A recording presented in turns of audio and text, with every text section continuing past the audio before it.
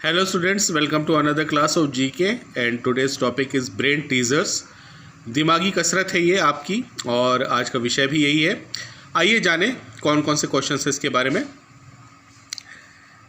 A circle the odd one in each group, या कुछ groups दिए हुए 1 से 5 तक में, और आपको हर एक ग्रुप में, जैसे पहले ग्रुप में अलग अलग 5 वर्ड्स लिखे हुए हैं और इनमें से जो अटपटा है या ऑड है उस पर आपको सर्किल बनाना है। जैसे फर्स्ट वन है लार्ज, मैसिव, बल्कि, टॉल, बिग। तो इसमें आपका जो अनमैच्ड वर्ड है वो है, ऑड वन जो है वो है टॉल, तो आपको टॉल पे सर्किल कर देना है। Second sweater, pullover, Jersey, jumper, jacket, तो आपको जैकेट पे सर्किल करना है, ये ऑड है। Third deck, birth, compartment, cabin, quarter, और आपको उस पर एक सर्किल करना है डेक पर। फिर fourth home, building, dwelling, house, residence, और आपको जो ऑड वन है इसमें बिल्डिंग है, आपको बिल्डिंग पे सर्किल करना है।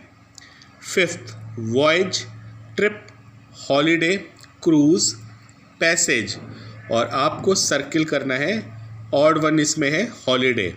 Come to the B now. Write the first 9 multiples of each 6 in the boxes in such a way that each diagonal row adds up to 150। आपको यहाँ पे 6 का टेबल लिखना है ब्लॉक्स में, और डायगोनल यानी कि जो तिरछा जो जोड़ आएगा, तिरछा जोड़ मतलब होता है कि आपको डायगोनली मतलब जो है आपको इधर से ऐसे और इधर से जब ऐसे ऐड करेंगे इन सारे नंबर्स को तो वो 150 आना चाहिए। तो कैसे, अब यहाँ पे बता रहा हूँ आपको। 6 1 ज़ा 6, 6 2 ज़ा 12, 6 3 ज़ा 18, 6 4 ज़ा 24, 6 5 ज़ा 30, 6 6 ज़ा 36, 6 7 ज़ा 42, 6 8 ज़ा 48 एंड 6 9 ज़ा 54। इतना ही लिखना है। जो ब्लॉक्स में है आपको टेबल्स के नंबर्स लिखने हैं, और जब आप ऐड करेंगे इसको यहाँ से डायगोनल ऐसे इधर से इधर और इधर से इधर, तो आप ऊपर से चाहे नीचे इधर से उधर करेंगे तो इसका जो ऐड आएगा वो आएगा 150। कम टू द सी। अब यहाँ पे काफ़ी ज़ोर लगाने की ज़रूरत है आपके दिमाग पे। यहाँ पे क्यों और कैसे आ रहा है आपको बड़ा समझना होगा इसमें। Write the missing number of A and B. यहाँ पे ए है और यहाँ पे बी है, यहाँ पे नंबर्स नहीं दिए हुए हैं और आपको बताना है कि यहाँ पे कौन से नंबर्स होने चाहिए। Also right these numbers in the given blank space. यहाँ पे ब्लैंक स्पेस दिया हुआ है ए और बी का, यहाँ पे आपको नंबर लिखना है। तो जानेंगे इसके बारे में। यहाँ पे ध्यान से देखिएगा, एक सर्किल दिया हुआ है और नंबर्स हैं इसमें, और आपको क्या करना है, इस सर्किल में देखिएगा नंबर्स जो हैं 2 3 5 एक खास पैटर्न पे अलग अलग दिए हुए हैं। अब देखिए 2 और 3 जो पैटर्न मैं सीधे समझा रहा हूँ ताकि आपको आंसर समझ में आ जाए। 2 और 3 5 9। अब यहाँ पे जो नंबर्स पैटर्न पे, जिस पैटर्न पे दिए हुए हैं वो एक खास गैप के दौरान वो नंबर जो है दुगना होता चला गया है। जैसे 2 और 3 के बीच में 1 का गैप है, 5 और 3 के बीच में 2 का गैप है, अब यहाँ से डबल होता चला जाएगा। 5 और 9 के बीच में 4 का गैप है, और 9 और 17 के बीच में 8 का गैप है। अब इस 8 का जो है जब डबल करेंगे तो यहाँ पे 16 आ जाएगा, और इस 16 को इस 17 से जोड़ेंगे तो यहाँ पे ए की वैल्यू निकल जाएगी। हर बार ऐसे ही हो रहा है। 2 + 1 3, 3 + 2 5, 5 + 4 9, 9 + 8 17, 17 + 16, और यहाँ पे इसकी वैल्यू निकल जाएगी ए की 33। अब 33 जो है ये यहाँ पे 8 के बाद जो है इसकी जो इसके और इसके बीच का जो गैप, इसके और इसके बीच का जो गैप है वो 16 का है। अब यहाँ से 16 का जो डबल आ जाएगा कितना आएगा 32। अब 32 और 33 को जोड़ेंगे, इसको और इसको जोड़ेंगे तो यहाँ पे 65 आ जाएगा। अब 32 का डबल कितना होगा 64 ही। 64 और 65 को जब जोड़ेंगे तो यहाँ पे b की वैल्यू निकल जाएगी 129। सो ये ऐसे ही होना है। Come to the next B part now, D part sorry.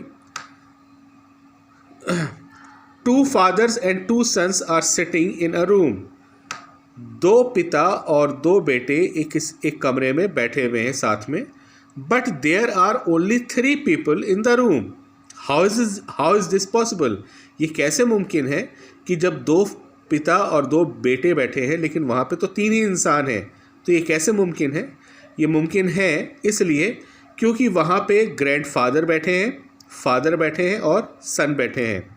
तो अब आपको समझ में आ गया होगा कि जब ग्रैंडफादर हैं तो जो ग्रैंडफादर जो है वो इस बच्चे के जो सन है वो इसके फादर है और ये इसके फादर है, यानी कि 2 फादर ये हुए, इनके फादर ये है और इसके फादर ये है कि 2 फादर हुए।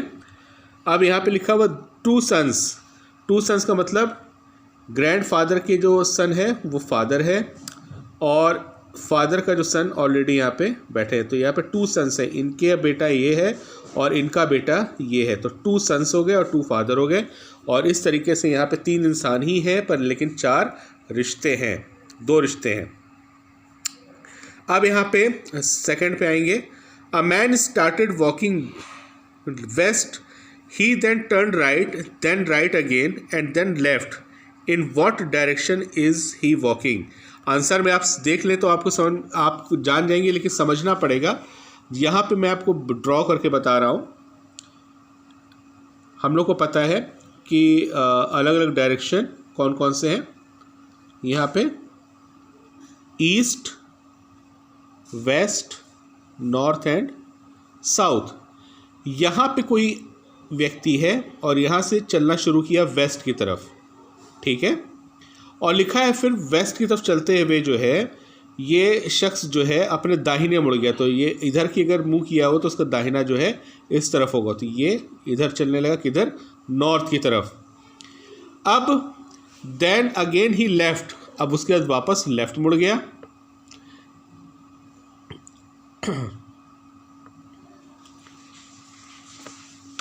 इधर से he turned right, इधर राइट की तरफ चला गया, राइट टर्न मूव करने लगा। देन राइट अगेन, फिर से ये राइट टर्न यहाँ से इधर लिया और इसके बाद यहाँ लिखा है एंड देन लेफ्ट, फिर अपने जो है बाईं तरफ चलने लगा। तो अब बताइए कि वो किस दिशा की तरफ जाएगा? And the answer is north.